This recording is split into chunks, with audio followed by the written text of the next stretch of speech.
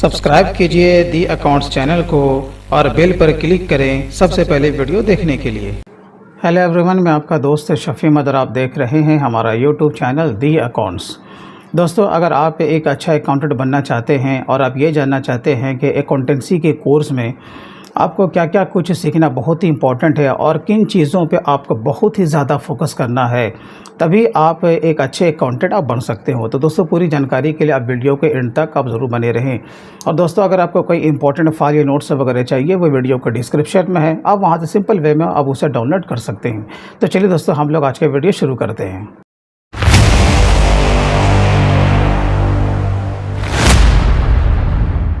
दोस्तों, अगर आप कहीं पर भी कोर्स करने जा रहे हो या आपने कहीं पर भी अकाउंटेंसी का एडमिशन ले लिया है, तो ये आपको जानना बहुत ही इम्पॉर्टेंट है कि आपके उस अकाउंटेंसी के कोर्स में क्या क्या कुछ का शामिल होना बहुत ही इम्पॉर्टेंट है। दोस्तों, जैसा कि आप सभी जानते हो कि मार्केट में काफ़ी सारे इंस्टीट्यूट हैं जो कि अपने अपने हिसाब से अकाउंटेंसी का कोर्स कराते हैं।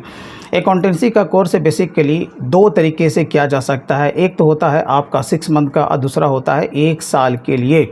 6 मंथ का जो आपका कोर्स होता है वो आपका सर्टिफिकेट कोर्स कहलाता है, जिसमें कि उनका जो अकाउंटिंग सॉफ्टवेयर है वो उसी पर आपको ट्रेनिंग देते हैं, जैसे कि आपका टैली है या मार्ग है या बीजी है या फिर आपका जो सैप होता है वो 1 साल के लिए होता है। ठीक है, तो ये तो हो गया आपका सर्टिफिकेट कोर्स का। लेकिन अगर आप डिप्लोमा करते हैं तो वो कुछ कोर्स का नाम कुछ इस तरीके से रख देते हैं, DFA, डिप्लोमा फाइनेंशियल अकाउंटेंसी या अकाउंटिंग। इसमें क्या होता है, वर्ड भी शामिल होता है, आपका एक्सेल भी शामिल होता है। तो इस तरीके से जो इनका कोर्स होता है वो 1 साल का हो जाता है। ठीक है, तो यहाँ पर हुआ 6 मंथ और दूसरा हो गया 1 साल।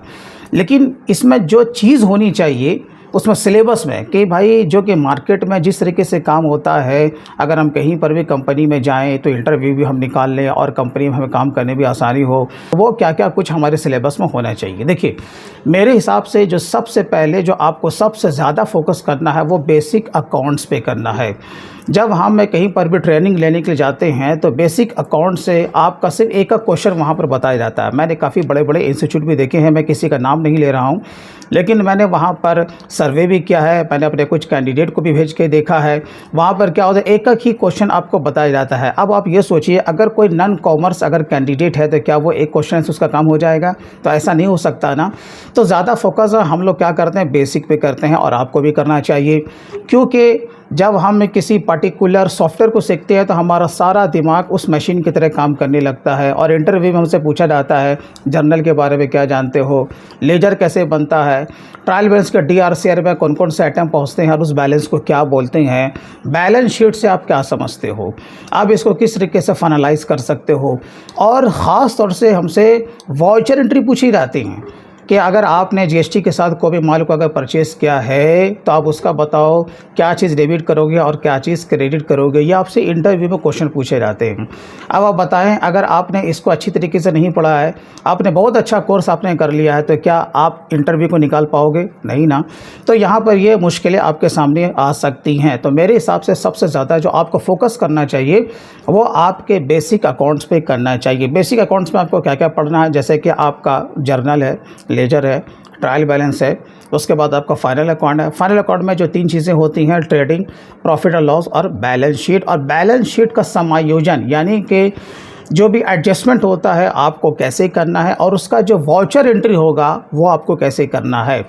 मोस्ट इम्पॉर्टेंट चीज़ जो जर्नल होता है, जो कि हम सभी को पास करना होता है, कोई भी सॉफ्टवेयर हो, आपको एक ना एक काम करना होता है ना। जर्नल यानी कि आप जो अकाउंटेंसी करते हो उसको हम लोग कहते हैं वाउचर एंट्री।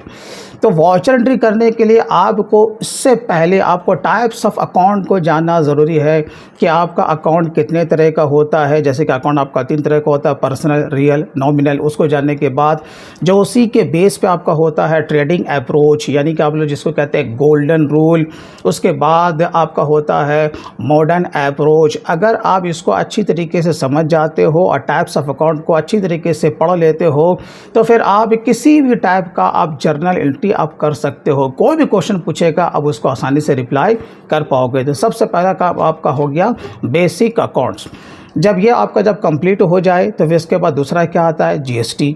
क्योंकि आपको मोटे तौर पे आपको सबसे ज़्यादा GST पे ही फोकस करना है, क्योंकि आप कहीं भी जाओगे GST के बिना तो काम चलने वाला है नहीं। तो GST आपको कैसे पढ़ना, अब GST का सिर्फ आपको डेटा एंट्री नहीं सीखना, ठीक है। आप याद रखें अकाउंटेंसी को आप दो पार्ट में आप बांट सकते हो। एक पहला हो गया बुक कीपिंग, यानी कि बुक कीपिंग एंड अकाउंटेंसी, यानी कि पूरा आपको बुक राइटिंग करना, अकाउंटेंसी का काम करना, जिसमें आपका डेटा एंट्री भी आ गया। उसके बाद होता है जब आपका डेटा फाइनल हो जाए तो उसका रिटर्न कैसे फाइल करना है। अब आप देखो क्या वहाँ पर आपको रिटर्न फाइलिंग का काम सिखाया जा रहा है, क्या वहाँ पर आपको लाइव डेमो दिया जा रहा है। आपको इस तरीके से ट्रेनिंग आपको लेनी है और अपनी तैयारी आपको इस तरीके से करनी है। तो मैं बात कर रहा था जीएसटी के बारे में। जीएसटी में आपको पूरा जो उसका कॉन्सेप्ट है वो जानना है। जीएसटी क्या है, क्यों है, किसके लिए है, कहाँ पे लागू होगा, कैसे लागू होगा। अगर जीएसटी नंबर लेना है तो आपको कैसे लेना है, जीएसटी के लिए क्या क्या डॉक्यूमेंट्स लगेंगे, अगरचे आप इंडिविजुअल हैं, अगर प्राइवेट लिमिटेड फर्म है तो उसमें क्या क्या डॉक्यूमेंट्स रिक्वायर्ड होंगे, कहाँ पर जाके अप्लाई करना है, आपको जीएसटी के पोर्टल में क्या क्या चीज़ें हैं, यानी कि जीएसटी के पोर्टल को आपको अच्छी तरीके से समझना है। जीएसटी नंबर कितने तरह का होता है भाई, दो तरह का होता है। एक होता है नॉर्मल स्कीम, एक होता है कंपोजिशन स्कीम। अगर इसमें से हम कोई अगर नंबर लेते हैं तो उसके लिए क्या रूल है, क्या टर्म्स एंड कंडीशन है, उनमें कौन कौन से रिटर्न फाइल होने वाले हैं। और अगर रिटर्न फाइल हैं, जैसे कि मैं कुछ रिटर्न के मैं नाम ले रहा हूं, जैसे कि आपका GSTR 3B है, GSTR 1 है, GSTR 9 है, CMP 08 है, आपका GSTR 4 है। तो उसमें बहुत सारे टेबल होते हैं, कौन से टेबल में कौन सा डेटा जाने वाला है। रिटर्न दो तरीके से फाइल किया जाता है, एक होता है ऑनलाइन, एक होता है ऑफलाइन। आपने कौन सा सीखा है, आपने ऑनलाइन सीखा है या ऑफलाइन सीखा है।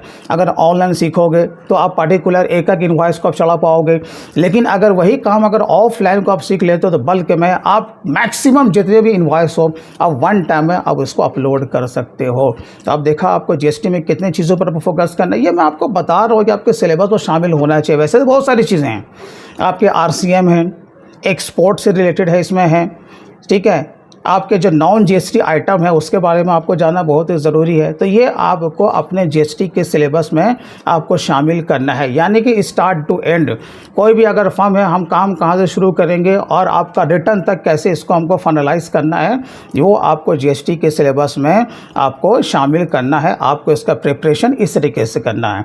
तो दोस्तों, जैसा कि आपको मालूम है कि मैंने भी जीएसटी का कोर्स अनअकैडमी के प्लेटफॉर्म पे लॉन्च किया है। अगर आप मुझसे जीएसटी का पूरा कंप्लीट कोर्स अगर आप करना चाहते हो, जो कि पूरा 40 आवर्स का है, या आपका ऑनलाइन क्लास होने वाला है, बिल्कुल फेस टू फेस, आप इस तरीके से आप ट्रेनिंग ले सकते हो, जिसमें कि सारा कुछ इसमें हम लोगों ने शामिल किया है।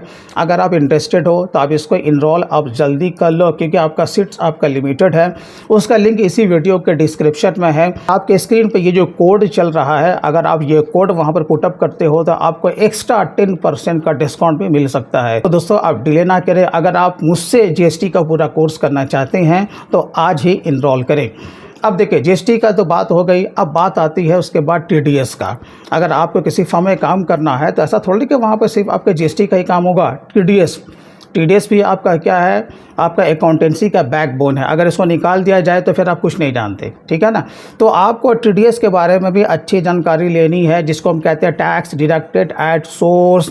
और टीडीएस भी आपका दो तरह का होता है, एक होता है टीडीएस फॉर एम्प्लॉई, यानी कि टीडीएस फॉर सैलरी, और दूसरा क्या होता है TDS for non employee, TDS for non salary. जो कि नॉन सैलरी होता है उसके लिए आपका गवर्नमेंट ने पूरा टीडीएस का चार्ट दिया है। जैसे कि रेंट पे आपको टीडीएस काटना है, टेक्निकल और प्रोफेशनल सर्विसेज पे आपको टीडीएस काटना है, कॉन्ट्रैक्टर पे काटना है, आपका पूरा टीडीएस का चार्ट दिया हुआ है, वो आपको बहुत अच्छी तरीके से समझना है। और अगर टीडीएस फॉर एम्प्लॉई के अंतर्गत आते हैं तो फिर आपको इनकम टैक्स का रिबेट आपको पढ़ाना पड़ेगा, ये जानना बहुत इंपॉर्टेंट है। अंडर सेक्शन 80C से लेकर के अंडर सेक्शन 80U तक आपको पूरी जानकारी होनी चाहिए कि कहाँ पर पैसा इन्वेस्ट करने से सरकार के मुताबिक इनकम टैक्स एक्ट में हमें कितना मैक्सिमम इनकम टैक्स में रिबेट मिलने वाला है, इनकम टैक्स का स्लैब क्या बोलता है। और हाँ, ख़ास चीज़ वाउचर एंट्री, टीडीएस की अकाउंटेंसी आपको कैसी करनी है। जब ड्यू दिखाएंगे तो क्या एंट्री करेंगे, जब उसका टीडीएस काटेंगे तो किस पे काटेंगे, इंक्लूडिंग जीएसटी या एक्सक्लूडिंग जीएसटी, उसका हम क्या एंट्री करेंगे। जब हम चालान जब जमा करेंगे तो टीडीएस का चालान हमें कैसे जमा करना है, ये भी ऑनलाइन जमा होता है, ऑफलाइन जमा होता है। पूरा टीडीएस चालान का रिकॉर्ड रखने के बाद हमें रिटर्न कैसे फाइल करना है, टीडीएस फॉर 26Q और TDS फॉर 24Q, ये दो तरीके से रिटर्न फाइल किया जाता है। यानी कि आपका हो गया एम्प्लॉई और दूसरा हो गया नॉन एम्प्लॉई। तो इसका रिटर्न हम लोग कैसे फाइल करेंगे, तो इसका भी आपको ट्रेनिंग लेना पड़ेगा, इसे भी आपको अपने सिलेबस में शामिल करना पड़ेगा।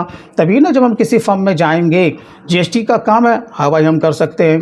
TDS पे काम है, पूछिए आपको क्या पूछना है, हम उसके लिए एलिजिबल हैं। और इसके साथ साथ मैं आपको इसमें एक चीज़ और ऐड कर दूं, जैसे आपका पेटी कैश है, आप किसी भी फर्म में जाओ, छोटी हो या मोटी हो या कितनी बड़ी कंपनी हो, बिना पेटी कैश के वहाँ काम नहीं होता। उसके लिए आपको एक्सेल आना बहुत ही ज़रूरी है। यानी कि अकाउंटेंसी के पार्ट में आपका एक्सेल भी है। पेटी कैश का सारा काम किस पे होगा, आप तो डेबिट एंड क्रेडिट कहाँ करोगे, टैली पे करोगे या जो भी अकाउंटिंग सॉफ्टवेयर है, लेकिन उसका सारा डिटेल से कहाँ बनाओगे, एक्सेल में बनाओगे ना। तो एक्सेल भी आपको ट्रेनिंग लेना है। उसके साथ साथ आपका क्या होगा, BRS, जिसे हम लोग कहते हैं बैंक रिकन्सिलेशन स्टेटमेंट। आप कहीं पर भी आप किसी इंस्टीट्यूट में जाओगे ना, वो आपको सिखाएंगे किसमें, सॉफ्टवेयर में, कि सिर्फ आपको डेट मिला देना है, ओके करोगे, आपका BRS बन गया। भैया वो स्मॉल ट्रेडिंग कंपनी के लिए जहाँ के नंबर ऑफ ट्रांजैक्शन कम होते हैं, लेकिन ज़्यादा है तो फिर आपको मैनुअल BRS बनाना पड़ेगा, यानी उसे टिक करके आपको बनाना पड़ेगा। तो उसे भी आपको अपने सिलेबस में शामिल करना है, उसे आपको सीखना है। यह मैं आपको बताने की कोशिश कर रहा हूँ। जहाँ कहीं भी आपको सीखने को मिले, ऑनलाइन सीखें, ऑफलाइन सीखें, कहीं पर जा करके सीखें, किसी के अंडर में रह करके सीखें, लेकिन आप सीखें, ये सारा कुछ सीखें, यह आपको एक अच्छा अकाउंटेंट बनाने में आपको काफ़ी सपोर्ट करेगा। यहाँ तक तो काम हो गया। अब लास्ट टाइम आप आइए, जैसे इनकम टैक्स का रिटर्न है, अब आपको वो कैसे फाइल करना है। और जो एंड में होता है अकाउंट्स फाइनलाइजेशन, यानी कि किसी का काम आए, हम उसका बुक को अच्छी तरीके से बना लें, उसको फाइनलाइज करने, उसको ऑडिट करवा दें और फिर जाके CA साहब से जा कर के हम उसको रिटर्न फाइल करवा लें या वहाँ जा कर के हम ऑडिट का काम करवा लें। यहाँ तक आपको काम अगर आ जाता है, यह आपको तभी काम आएगा जब आप सीखने के बाद कहीं पर प्रैक्टिकल वे में काम करोगे किसी फर्म में। जब तक आप काम नहीं करोगे, आपको अच्छा खासा एक्सपीरियंस नहीं होगा, तो फिर आपको काम भी नहीं आने वाला है। तो कोशिश ये करना है कि ट्रेनिंग लेने के बाद आपको इस पर प्रैक्टिकल वे में किसी न किसी फर्म में काम करना है। और लास्ट में एक अलग दुनिया होती है, वो पेरोल का, पेरोल प्रोसेसिंग। अगर आपके पास पेरोल का साउंड नॉलेज है तो आप कोई चीज़ जानो या ना जानो, अगर पेरोल के बारे में अच्छी जानकारी है तो फिर HR डिपार्टमेंट में आपको अच्छी सैलरी पे आपको नौकरी मिल सकती है। पेरोल भी काफ़ी आपका बड़ा होता है। तो दोस्तों ये है एक मोटे तौर पे आपका पूरा सिलेबस के, आप इसको पूरा करने के बाद, इसका ट्रेनिंग लेने के बाद आप एक अच्छे अकाउंटेंट बन सकते हो। वैसे दोस्तों मैं हर चीज़ पर मैं वीडियो में लाता ही रहता हूँ। अगर ये सारा कुछ अगर आप सीखना चाहते हैं तो आप हमसे जुड़े रहें। अगर आपने हमारे चैनल को सब्सक्राइब नहीं किया तो प्लीज़ कर लें और बेल पर भी ज़रूर क्लिक करें। और जैसा कि दोस्तों मैंने कहा कि मैं धीरे धीरे करके मैं अनअकैडमी के प्लेटफॉर्म पर मैं सारा ये कोर्स मैं ले करके आने वाला हूँ, तो इसलिए आप हमसे जुड़े रहें। और GST का कोर्स अगर आप मुझसे करना चाहते हैं तो ये आपका 25 तारीख तक खुला हुआ है, जहाँ के आप अपना इनरोल करा सकते हैं। तो दोस्तों आज ही इनरोल करें। दोस्तों अगर वीडियो अच्छा लगा हो तो कम से कम अब इसे लाइक ज़रूर कीजिएगा। चलिए दोस्तों आज के लिए बस इतना ही, तो फिर मिलते हैं किसी दिन किसी नए टॉपिक के साथ। तब तक के लिए take care and bye bye.